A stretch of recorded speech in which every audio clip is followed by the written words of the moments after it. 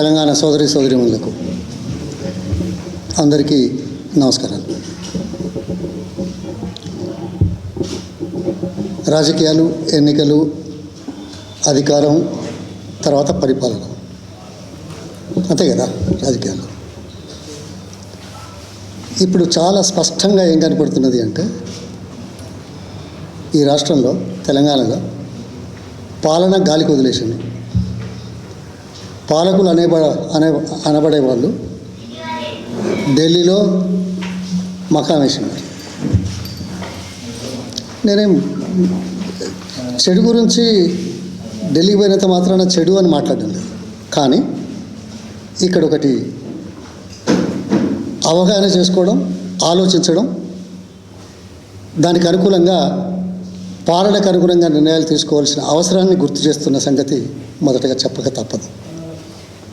అయితే మొన్న 5 రోజులు, ఒకరోజు విరామంతో మరో 3 రోజులు ఇక్కడి పాలకులందరూ ఢిల్లీలో మకాం వేసి కూర్చున్నారు.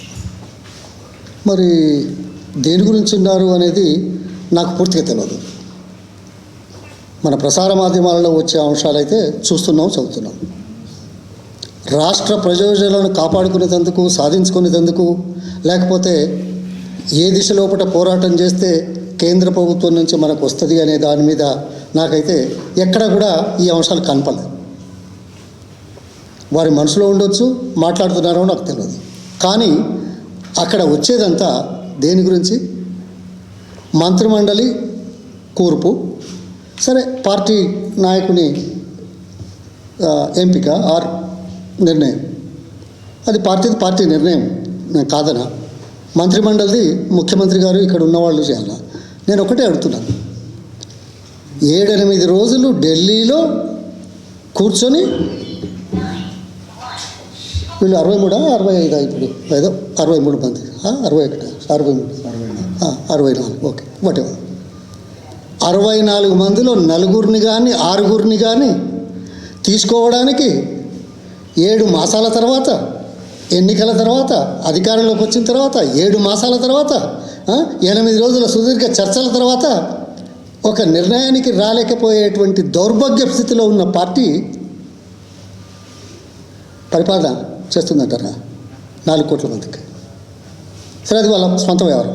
కానీ సామాజిక కూర్పు, సామాజిక ఆలోచన సమతుల్యం, ఇది ఒక ఛాలెంజ్ అయితే అది ఎట్లా పాటిస్తలేరు. మేము చెప్పడం కూడా వేస్టే. ఆ పార్టీ మొదటి నుంచి లేదు. టికెట్లు మన పార్లమెంట్లో ఎంతమందికి ఇచ్చారు? అసెంబ్లీలో ఎంతమందికి ఇస్తామని ఇచ్చారు? సామాజిక కూర్పు ఉందా? లేదే. మంత్రివర్గంలో సామాజిక కూర్పు ఉందా? లేదే. దాని గురించి మేమేదో మాట్లాడితే తప్పదు. వాళ్ళకి ఆ కోణమే లేదు. సామాజిక సమతుల్యత, సామాజిక సమానత్వ సాధన ఈ పార్టీలో లేదు అనేది చాలా స్పష్టంగా కనబడతా ఉంది. చెప్పింది ఎప్పుడు, చేసేది చాలా తక్కువ. చెప్పడం మాత్రం ఎక్కువ, మాటలు మాత్రం ఎక్కువ.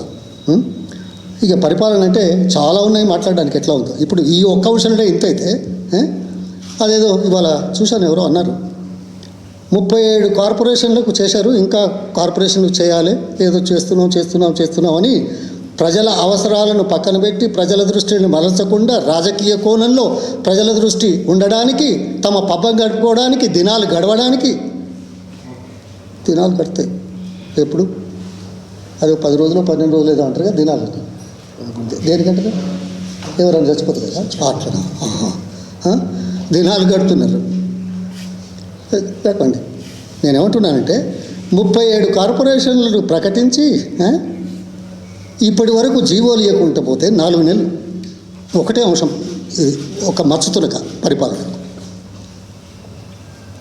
ఇది పరిపాలన చేస్తున్నారు. ఇవాళ ఇంతకుముందు ఏదో కొత్తగా వార్త విన్నాను. కొత్తగా కాదు, వార్తలు వస్తూనే ఉంటాయి. ఎవరు మన కేకే గారు ఏదో కదా, కేకే గారు ఏదో రాజీనామా చేసినారని ఏదో ఇప్పుడే దాంట్లో వచ్చింది కాగితం. ఓహో, చాలా గమ్మత్తుగా ఉంది. ఎందుకు తెలుసా? కాంగ్రెస్ పార్టీలో రాహుల్ గాంధీ ఈ గడ్డ మీద ఏర్పాటు చేసిన సభ లోపట ఇతర పార్టీల నుంచి వచ్చే వాళ్ళను తీసుకోవద్దని చెప్పిన అరగంట లోపటనే ఇతర పార్టీల నుంచి వచ్చిన శాసనసభ్యులను ఆ వేదిక మీద తీసుకొని చేతులెత్తి బయటకు చూపించిన నీచ చరిత్ర కలిగిన దాంట్లో ఈయన రాజీనామా చేశాడు. అపో చేశాడా? మరి ఆ పార్టీలో వచ్చిన వాళ్ళని రాజీనామా చేయిస్తారా? మరి చేయమంటారా? 6 ఎమ్మెల్యే ఇప్పటి వరకు చేయలేదే. ఇంకా మళ్ళీ కొత్తగా టికెట్లు ఇచ్చారు పార్లమెంట్లో పోటీ చేయడానికి. అసలు రాజీనామా చేసే ఉండాలి పార్టీలో అంటే కొత్తగా వచ్చిన వాళ్ళకి పార్లమెంట్ సీట్లు కూడా ఇచ్చినారు. ఇగో ఇది పరిపాలన ఒక ఎత్తు అయితే, రాజకీయ కోణం మరో ఎత్తు అయితే, ప్రజలను విస్మరించిన ప్రభుత్వం ఇదైతే పరిపాలనలో ఉన్నాయి. చాలా దురదృష్టం. ఏమిటి 6 గ్యారెంటీలు కదా, 420 హామీలు. ఎవరైనా ఏ పార్టీ అయినా ఎప్పుడైనా ప్రజల ముందుకు వెళ్ళేప్పుడు మేనిఫెస్టోలో పొందుపరిచే ముందు రాష్ట్రం గురించి, ప్రస్తుతం జరుగుతున్న పథకాల గురించి ఆలోచన చేసిన తర్వాత అదనంగా ఇస్తామనే కదా చెప్పేది. ఇవాళ ఇగ్నోరెన్స్ ప్రకటిస్తే ఊరుకుంటారా? చెంపదెబ్బలు పెడతారు, అది వేరే సమస్య. కానీ దమ్ము ధైర్యం ఉందా? గతంలో పేదలకు ఇచ్చిన పథకాలు ఏ ఒక్కటి కూడా మేము నిలుపుదల చేయము, ఇవి కొనసాగిస్తూనే మా హామీలు 420 హామీలు ప్రజల ముందుకు తీసుకెళ్తామని మాట్లాడే ధైర్యం దమ్ము ఉందా?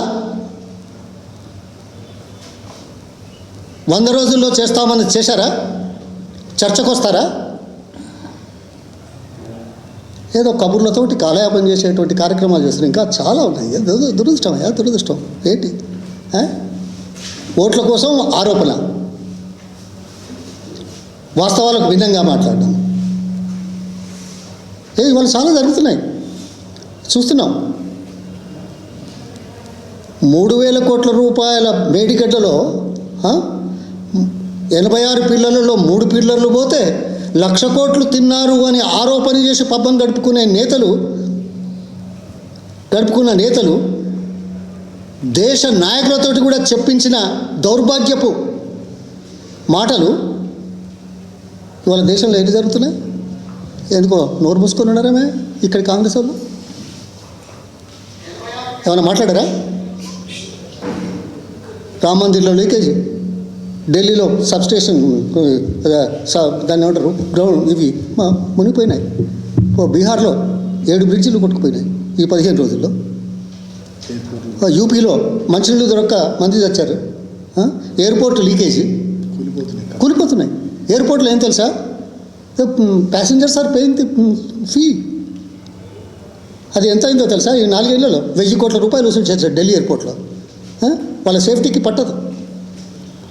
ఇవన్నీ మాట్లాడరు అంటే వాళ్ళు కొల్యూడ్ అయినారేమో. కేవలం రాజకీయం కోసమే ఆరోపణ చేసిందని చాలా స్పష్టంగా తెలుస్తున్నది. అందుకే దమ్ము ధైర్యం ఉంటే కేసీఆర్ గారి ప్రభుత్వంలో ముఖ్యమంత్రిగా 10 సంవత్సరాలు చేసిన సంక్షేమ కార్యక్రమాలు ఏ ఒక్క రోజు కూడా ఆలస్యం కాకుండా కొనసాగిస్తూనే మీ హామీలను నిలబెట్టుకునే చరిత్ర కనుక ఉంటే, మీరు చేయదలుచుకుంటే వచ్చి ప్రజల ముందు నిలబడి చేస్తామని చెప్పమనండి. ధైర్యం ఉంటుంది ప్రజలకు. ఎన్నికల ముందు మనం వాగ్దానాలు ఏం చేస్తాం? ప్రజలకు ధైర్యం ఇవ్వడానికి. మిగతా క్యాన్సిల్ చేస్తామని చెప్తామా? ఊరుకుంటారా? దేనితోడు కొడతారో తెలుసు కదా. వాళ్ళ మంత్రి ఏదో అన్నాళ్ళే, నేను ఎందుకంట. అందుకోసం ఈ పరిపాలన గాల్లోకి, మాటలు ఆకాశంలో, ఏది మకాం ఢిల్లీలో. ఇగో ఇది ఈనాటి పరిపాలన గురించి. ఫ్రమ్ మై సైడ్ ధన్యవాదాలు.